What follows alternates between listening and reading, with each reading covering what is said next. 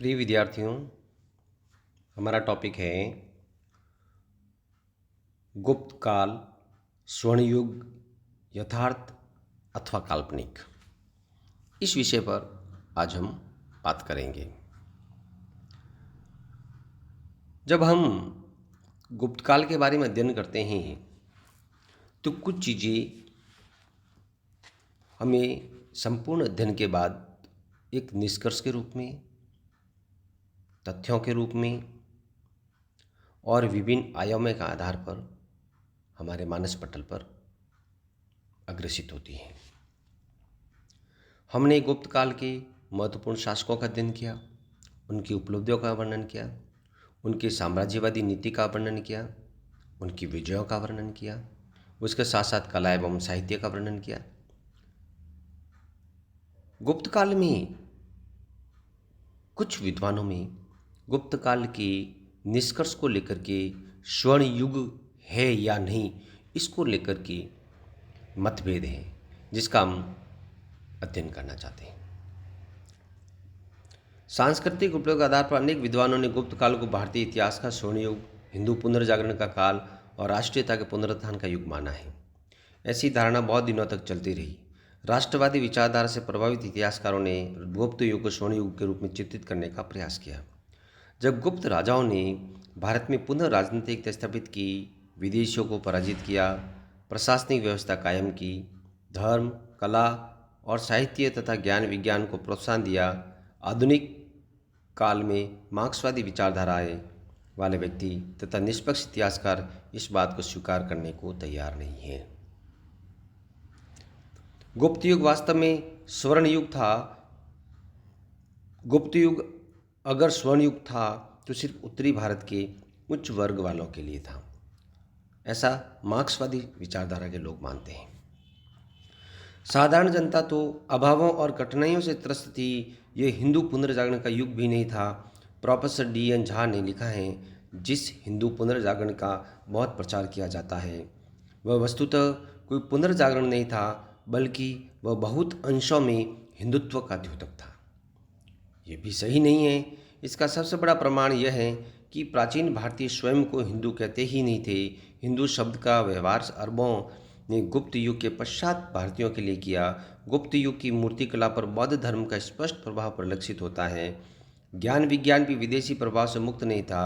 वराहमिहिर के रोमक एवं पॉलिश सिद्धांतों पर सिकंदरिया के ज्योतिर्विद पाल का प्रभाव देखने को मिलता है और साहित्यिक रचनाओं और ब्राह्मण धर्म का विकास भी प्राचीन परंपराओं से ही विकसित हुआ। गुप्त शासकों ने राष्ट्रीयता की भी पुनर्स्थापना नहीं की। Professor D.D. कोसाम्बी के अनुसार गुप्तों ने राष्ट्रीयता की पुनरुत्पत्ति नहीं की, वरन राष्ट्रीयता ने गुप्तों की पुनरुत्पत्ति की। गुप्तों ने सही अर्थ में राजनीतिक एकता भी स्थापित नहीं की। इसके विपरीत यह युग सामंती प्रथा का द्योतक माना जाता था एवं दास प्रथा, बंधुआ मजदूरों के विकास, बेगारी की प्रथा, अस्पृश्यता, बाल विवाह, सती प्रथा, सामाजिक तनाव तथा विषमताओं के लिए भी विख्यात है। सामंती व्यवस्थाओं के दुष्परिणाम सर्वत्र दिखाई पड़ते हैं। यदि भी सामंती प्रभाव के कारण राजकीय कला का विकास हुआ, तथा भी लोक कला विकसित नहीं हो सकी। यह आर्थिक समृद्धि का नहीं, बल्कि आर्थिक विपन्नता का युग था। नगर उजड़कर गांव बन गए, उद्योग धंधे एवं व्यापार चौपट हो गए, सिक्कों का प्रचलन कम हो गया। जो स्वर्ण मुद्राएं चली थी उनमें सोने की मात्रा घटती गई। शिल्पियों की गतिशीलता समाप्त हो गई। किसान और मजदूरों की तरह उन्हें भी गांव, भूमि और भूमिपति को से बांध दिया गया। फलतः गुप्त समाज स्पष्ट उच्च सुविधा भोगी और निम्न सुविधाहीन वर्ग में विभक्त हो गया। इनसे पहले के लिए अगर गुप्त युग स्वर्ण युग था तो दूसरों के लिए निश्चित ही दरिद्रता का। अतः एक इतिहासकार ने ठीक ही लिखा है कि स्वर्ण युग की अवधारणा यथार्थ पर आधारित नहीं प्रतीत होती, कम से कम जनसाधारण के लिए तो नहीं। तथाकथित राजनीतिक एकता, हिंदू पुनर्जागरण, कालिदास, भारवी, वसुबंधु, देवगढ़, भित्री गांव, अजंता बाग जैसी उपलब्धियों के पीछे वे पिसते हुए लोग हैं, जिनके गीत गाने वालों के लिए कोई हरीशण न था। इस प्रकार से इस विचारधारा में दो बातें सामने आती है। निष्कर्ष रूप से हम कह सकते हैं, पहली ये कि गुप्त काल स्वर्ण युग था। दूसरा ये गुप्त काल स्वर्ण युग नहीं था। स्वर्ण युग था इसके लिए माना जाता है जो उनकी उपलब्धि थी। स्वर्ण युग नहीं था इसके लिए निम्न वर्ग की अवधारणा या जो पिछड़ा वर्ग था या जो अकिंचन वर्ग था उस वर्ग की उन्नति नहीं हुई थी, इसके कारण उसको है वो उन्नति का काल नहीं माना जाता है।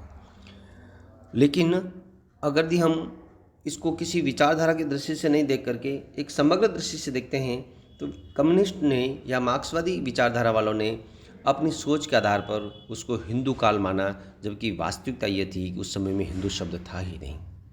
इसलिए किसी भी विचारधारा से ग्रसित होकर के हम अगर किसी भी सोच को अगर परिणति करते हैं तो उसके लिए तथ्यों की आवश्यकता होती है, उसके लिए प्रमाणों की आवश्यकता होती है, और ये प्रमाण देने का कम्युनिस्टों ने या मार्क्सवादी विचारधारा वालों ने प्रयास किया।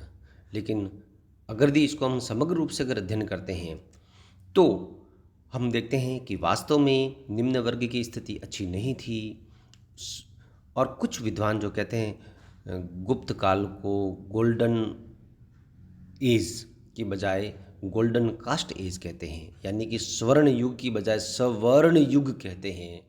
इस प्रकार का भी उन्होंने नाम से संबोधित किया है। लेकिन सामूहिक निष्कर्ष ये कहते हैं कि गुप्त काल में एक प्रगति हुई, एक विकास हुआ और एक नवीन ऐतिहासिक अध्याय की शुरुआत हुई। धन्यवाद।